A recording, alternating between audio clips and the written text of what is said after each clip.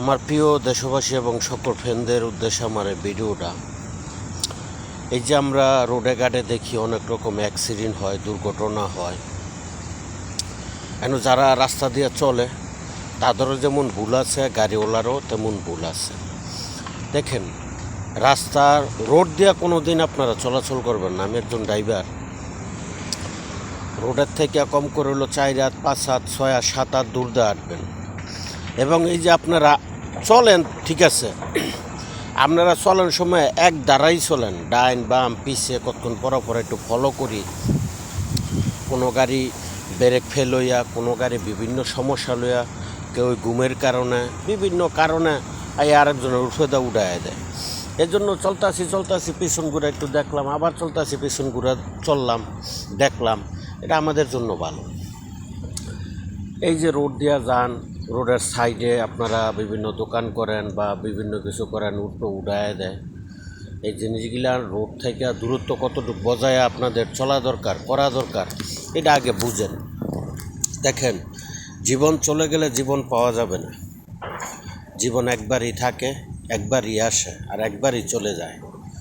এই যে ছোট ছোট ভুল, ছোট ছোট অ্যাক্সিডেন্টের কারণে কত পরিবারগুলা নিখোঁজ হয়ে যেতেছে। এই যে কিছু অ্যাক্সিডেন্ট দেখি, গাড়ির পিছন যাইতেছে বা গাড়ির সাথে টার্নিং লইতেছে।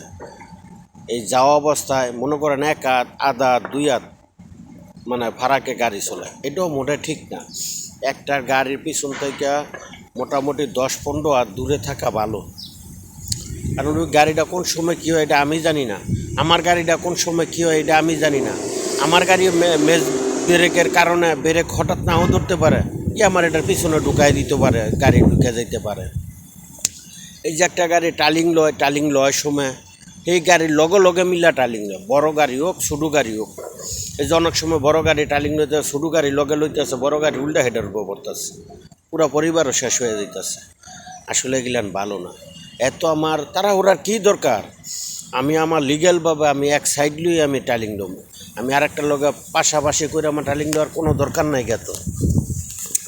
এর জন্য বলি যে আপনারা এগুলান খেয়াল করেন, কেড়ে নিজের জীবনটা নিজে শেষ করতেছেন আপনারা।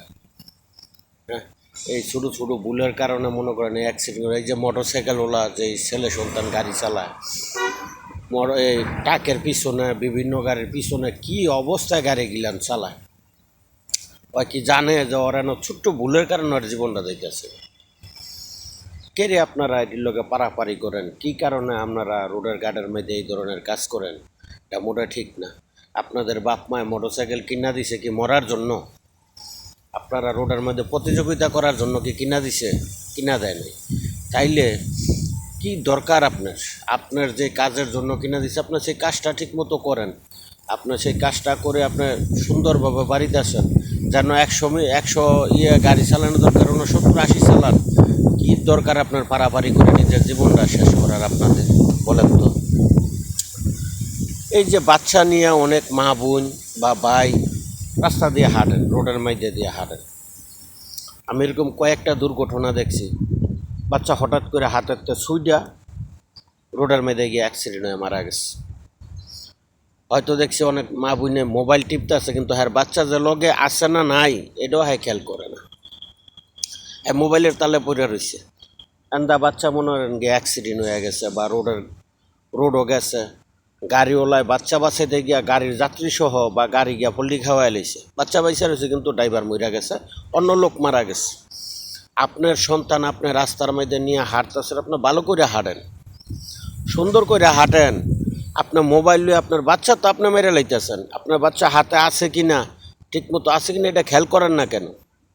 কোন দেনা পড়ে থাকেন আপনারা? দেখেন, এই দুনিয়াটা বর্তমান জামানার মধ্যে আমি মোবাইলটা দোষ দেবো না, এটা আমাদের নিজের কিছু দোষ। এটা আমাদের প্রয়োজনীয় জিনিস, এটা তৈরি হয়েছে। আমরা বিভিন্ন কিছু দ্রুতর কারণে তাড়াতাড়ি করে আমাদের যে কোনো জায়গায় পৌঁছাইতে পারতাছি, কথা বলতে পারতাছি, জানতাছি।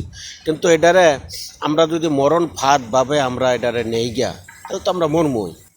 আমাদের প্রয়োজন যতটুক যেই জায়গায় রাস্তাঘাটে চলার সময় এই যে রেল দিয়ে হাঁটে, কানের মধ্যে ইয়ারফোন দিয়ে গাড়ি মেরা দিতেছে, এটা দরকার নাই। যেই জায়গায় আপনি নিরাপদ আছেন ওই জায়গায় বসে আপনি সুন্দরভাবে কথা কোন, ইয়ারফোন দেন আর মোবাইল দিয়ে কথা কোন।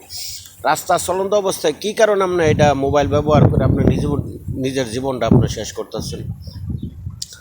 যাই হোক, আমার কথাবার্তায় যদি কোনো ভুলভ্রান্তি হয় তাহলে অবশ্যই ক্ষমা দৃষ্টিতে দেখবেন। আমি প্রকৃত একজন ড্রাইভার। আলহামদুলিল্লাহ, আল্লাহ তাআলা দীর্ঘ সার্ভিস দিছে, অনেক দিন ধরে গাড়ি চালাইতেছি। আমার জীবন আমি বহুত কিছু দেখছি বা অনেক কিছু দেখা অভিজ্ঞতা থেকে আপনাদেরকে আমি ভিডিওটা দিলাম। চেষ্টা করবেন নিজে বাঁচার জন্য এবং অপরকে বাঁচানোর জন্য। আমার ড্রাইভার ভাই যারা আছে, সাবধানে গাড়ি চালাইবেন। যেটা চালানোর দরকার, যেভাবে চলার দরকার সেইভাবেই চালাইবেন। এর বেশি কিছু করেন না। বেশি কিছু কইরা আপনার নিজের জীবনটা নিজে শেষ কইরা সংসারটারে ধ্বংসের রাস্তায় ফেলায়েন না। চেষ্টা করবেন নিজে নিরাপদে থাকতে, অপরকে নিরাপদে রাখার জন্য, ভালোভাবে চলার জন্য।